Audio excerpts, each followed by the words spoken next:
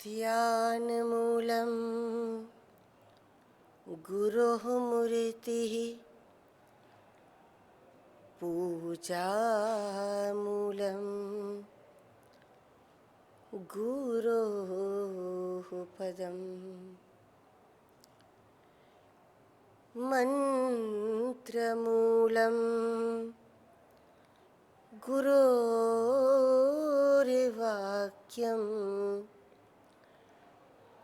मोक्षमूलं गुरोः कृपा मोक्षमूलं गुरोः कृपा मोक्षमूलं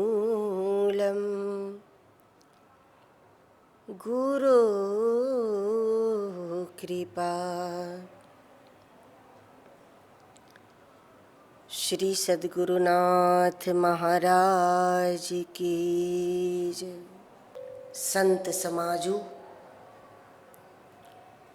जो जग जंगम तीर्थ राजू। संत के स्वभाव का वर्णन करने के बाद अब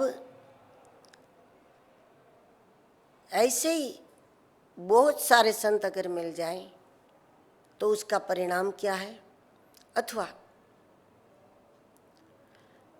जिस संत के स्वभाव की चर्चा हुई, अगर ऐसे ही महापुरुष का हमें संग प्राप्त हो जाए, सत्संग प्राप्त हो जाए,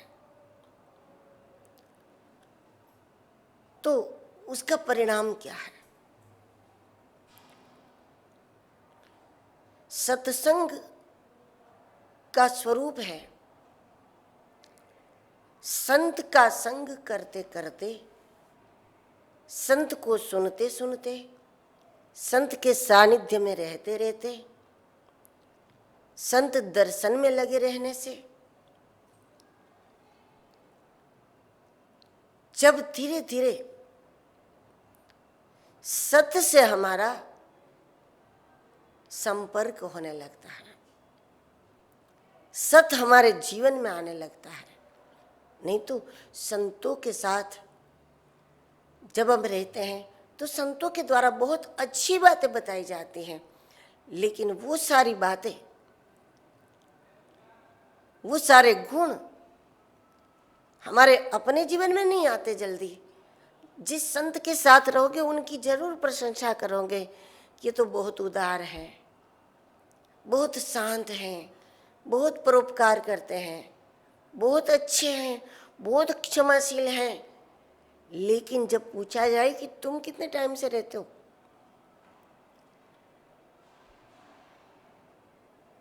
लेकिन वो बात हमारे जीवन में कहाँ आई। जब वो सारे गुण हमारे व्यवहार में आने लगता है तो संत का संग करते करते एक दिन सत का संग हो जाता है। और ऐसे महापुरुषों के संग के लिए कहा कि उनका संग कोई मनुष्य का संग नहीं है हमारे लिए, बल्कि मुद मंगलमय संत समाजू जो जग जंगम तीर्थ राजू। ऐसे संतों का संग मुद मंगलमय है, आनंद ही देता है, सदैव प्रसन्नता देता है। और सबका अनुभव है, जब संतों के साथ रहो, संतों के साथ घूमो, संतों के साथ यात्रा करो, तो जहां भी जाओगे वहां पर चाहे सुख हो या दुख हो, सुविधा हो या कोई कष्ट हो,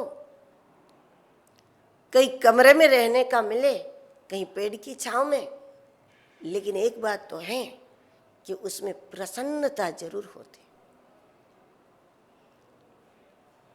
जब कोई खुद यात्रा के लिए घर से निकलते हैं, उस यात्रा में जबकि पहले से तय होगा कहाँ रुकना है, कौन सी होटल में रुकना है, कैसा कमरा है, सब उनको पता होता है। लेकिन जब संतों के साथ हम यात्रा के लिए निकलते हैं, संतों के साथ कभी परिक्रमा आदि करते हैं, तो उसमें निश्चित कुछ नहीं होता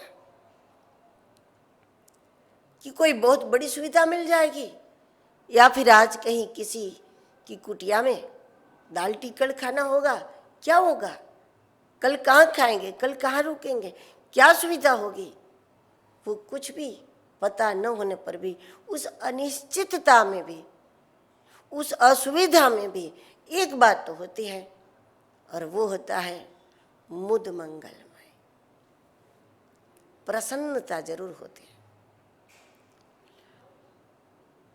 हर पल हमारा मंगल हो रहा है ऐसा लगता है, हर पल आनंद मंगल हुआ, आनंद मंगल हुआ, आनंद मंगल हुआ। उस यात्रा को लोग कभी भुला नहीं पाते, जबकि उसमें असुविधा भी रही हो, लेकिन लगता है कि बहुत ये हमारे लिए मंगल है, बस हमारे लिए बहुत शुभ है। मुद मंगलमय संत समाज। जब संतों के समाज में रहने का अवसर मिले, साधुओं के संग में कभी सेवा का मौका मिला, हमेशा के लिए तो जाना नहीं होता, लेकिन ऐसा बहुत बार होता है कि लोग कोई विशेष अवसर पर संतों के सानिध्य में, संतों के आश्रम में सेवा में लग जाते हैं कि हमें यहाँ ये उत्सव में सेवा करनी है, हमें महीना भर सेवा देनी है।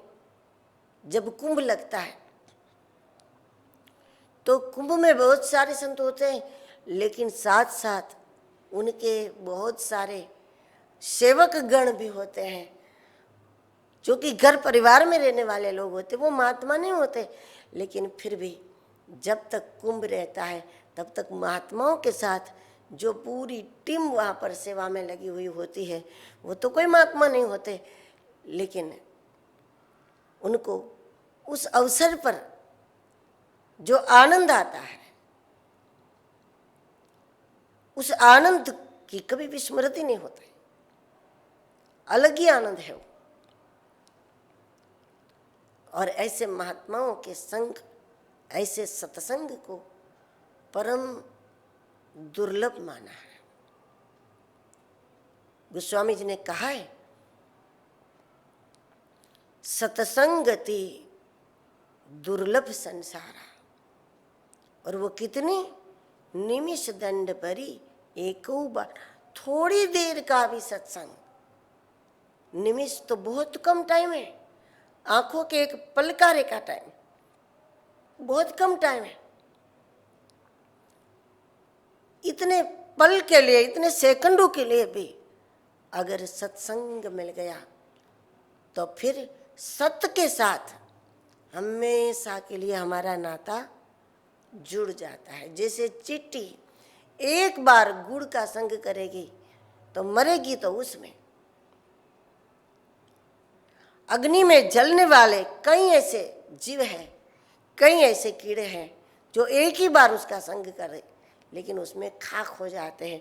उसी प्रकार संत समाज में रहते हुए, संतों के साथ रहते हुए, सेवा कार्य करते हुए, उनके वचनों को सुनते हुए, जब एक बार भी इस जीवात्मा को सत्य का स्पर्श, निमिष मात्र समय भी सब सत्य का स्पर्श हो जाता है, तो उसके बाद वो सत्य का आनंद, फिर वो एक प्रकार का वो चस्का है, वो छूटेगा नहीं। ताही भजन तजी भावन आना, उमा राम स्वभाव जही जाना। जिसने थोड़ा भी उस सत्य का आस्वाद ले लिया, उस अध्यात्म के अमृत का थोड़ा सा भी आस्वाद ले लिया, तो उसके बाद वो उसको कभी छोड़ना नहीं चाहते, वो जीवन ही उसमें लगा दे। और ऐसे संतों के संग के बारे में गोस्वामी जी कहते हैं, जो जग जंगम तीर्थ राजो, वो घूमता हुआ प्रयाग है। संतों को तीर्थ नहीं बताया, संतों को तीर्थराज बताया, प्रयाग बताया।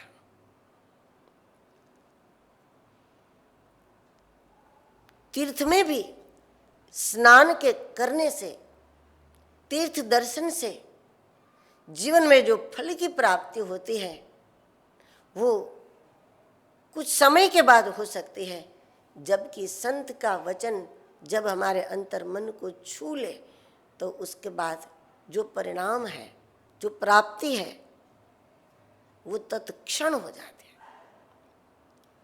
इसलिए तीर्थ और सत्संग, इसकी तुलना की जाए तो उसमें सत्संग बहुत बड़ा है।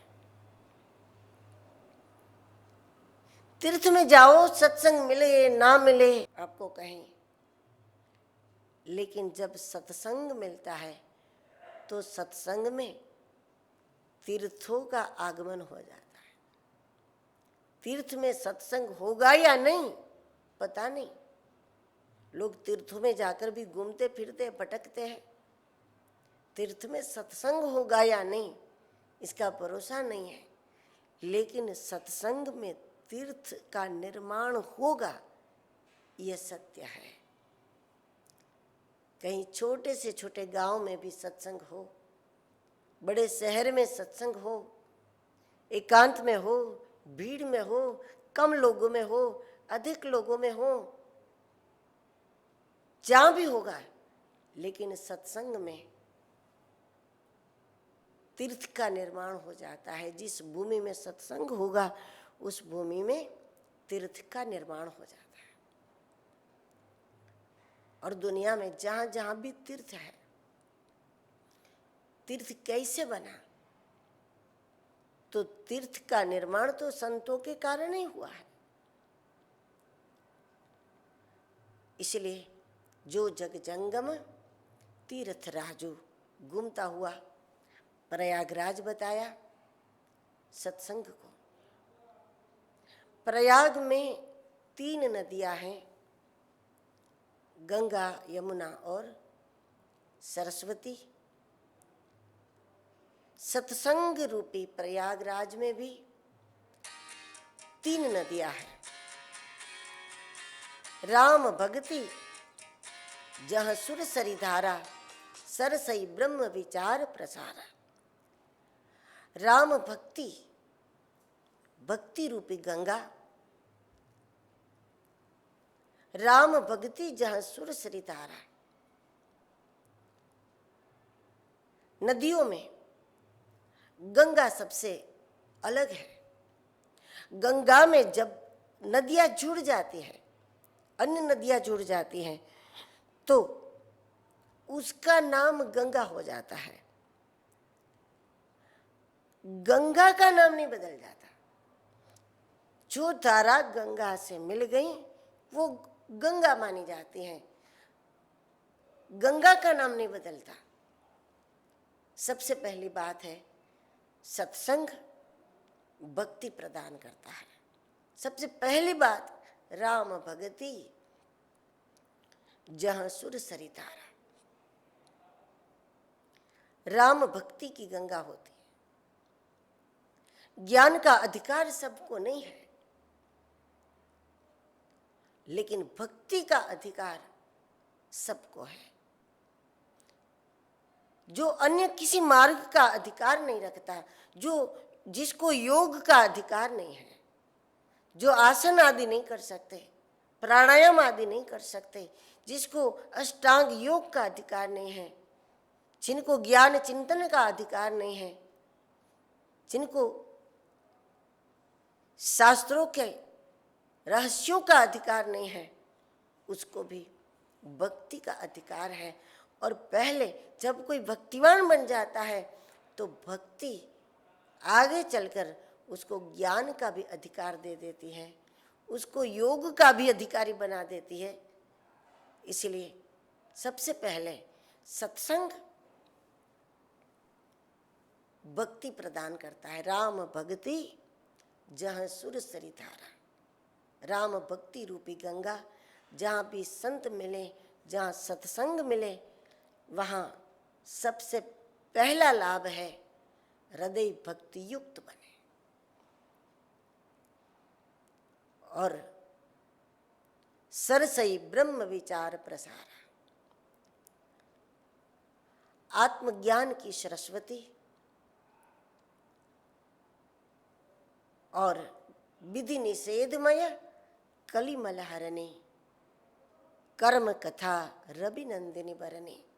जब हम सत्संग में जाते हैं तो श्रवण करते करते एक दिन तो चिंतन प्रकट होगा जो हमारे लिए सरस्वती है। किसी को अधिक किसी को कम, ये अलग बात है, लेकिन जब हृदय भक्तिवान बनेगा, जब भगवान से विमुख जीव भगवान का सम्मुख होगा, तो उसके बाद उसके भीतर सरस्वती का प्रवाह प्रकट हो जाएगा। जब हृदय में भक्ति है भगवान के लिए, बुद्धि में भगवान का विचार है, तो स्वाभाविक है विचार के पीछे क्रिया जाती है। जब हमारे विचार में सरस्वती आ गई, जब हमारे विचार में सात्विकता आ गई, शुद्धता आ गई, तो उसके बाद विधि निषेधमय कलिमल हरणी, उसके बाद व्यवहार में परिवर्तन आ जाता है। और जब व्यवहार में परिवर्तन आया, जब हमारे कर्म ही शुभ हो गए, तो फिर परिणाम भी इसका शुभ है। प्रयाग में एक वृक्ष है जिसको कहते हैं अक्षय वट। पृथ्वी का प्रलय होता है तब भी अक्षय वट का प्रलय नहीं होता। सत्संग जहाँ होता है, तुलसीदास जी बताते हैं कि वहाँ पर सत्संग प्रयागराज है, और जहाँ सत्संग रूपी प्रयागराज है वहाँ वट वृक्ष है विश्वास। बटु विश्वास अचल निज धर्मा, तीर्थ राज समाज सुकर्मा। जब भक्ति की गंगा, भगवत चिंतन की सरस्वती और विचार के अनुरूप व्यवहार की यमुना, ये तीनों जब जीवन में आ जाए, और उसके बाद उस सत्य का, उस परम का ऐसा अडिग विश्वास हमारे मन में प्रकट हो जाता है कि फिर हम चाहे जहाँ भी है, कहीं भी है, लेकिन उसकी रक्षा निरंतर हमारे साथ है, वो हमसे दूर नहीं है। और जब भगवान को हम निकट पाने लगते हैं, तो ऐसे में जीवन और अधिक सक्षम हो जाता है। व्यक्ति सभी प्रकार से स्वयं को सक्षम पाता है। इसलिए बटु विश्वास अचल निज धर्मा, तीर्थ राज समाज सुकर्मा।